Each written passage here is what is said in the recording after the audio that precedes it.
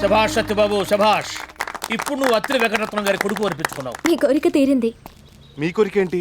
నేను ఈవేళ ఈ స్థితిలో ఉన్నానంటే దానికి కారణం మీ నాన్నగారి. ఆ మహానుభావుడు దయ వల్ల చదువుకుని ప్రయోజకులైన వాళ్ళల్లో నేను ఒకటి. అలాంటి మహనీయుడి కడుపున పుట్టిన నువ్వు డబ్బు కోసం ప్రజల్ని పీడిస్తున్నావని తెలిసి బాధపడ్డా. నీ అన్నల అలవాట్లు చూసి ఇలాంటి కొడుకుళ్ళు కన్నాడేమిటా అని అందరూ ఆయన్ను తిట్టుకుంటుంటే విని తట్టుకోలేకపోయాను. అందుకే నా కూతురు చేత ఇక్కడ బ్యూటీ పార్లర్ పెట్టించి నువ్వు తన వెంటబడేలా చేశాను. నిన్ను కట్నం అడిగాను. ఊరందరి చేత బహిష్కరణ నాటకం ఆడిచ్చాను. హాస్పిటల్లో నిన్ను ఇన్సల్ట్ చేసి మాట్లాడాను. దైవ నిర్ణయము, పైలోకాల్లో ఉన్న మీ నాన్నగారి సంకల్పము, నీకు జరిగిన యాక్సిడెంటు నీలో ఇంత గొప్ప మార్పును తీసుకొచ్చింది. ఈరోజు నీ గురించి, నువ్వు చేస్తున్న ఈ మంచి పనుల గురించి అందరూ చెప్పుకుంటుంటే విని ఎంతో ఆనందించాను. నీలాంటి వాడు నా కల్లుడైతే నా కూతురు సుఖపడుతుంది. అందుకే దాన్ని చేసుకోమని నిన్ను అడగడానికి వచ్చాను. ఏంటి ఆలోచిస్తున్నావు? కన్యాశుల్కం గురించా?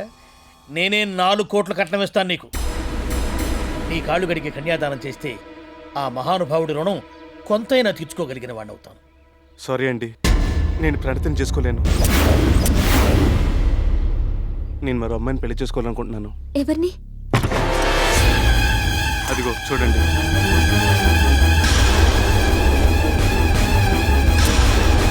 ఏంటిది? ఏమైంది? యాక్సిడెంట్ అయి చావు బతుకుల్లో ఉన్న సత్యబాబుని చూసి తను బతికితే తలనెలాలు ఇస్తానని మొక్కుకుంది.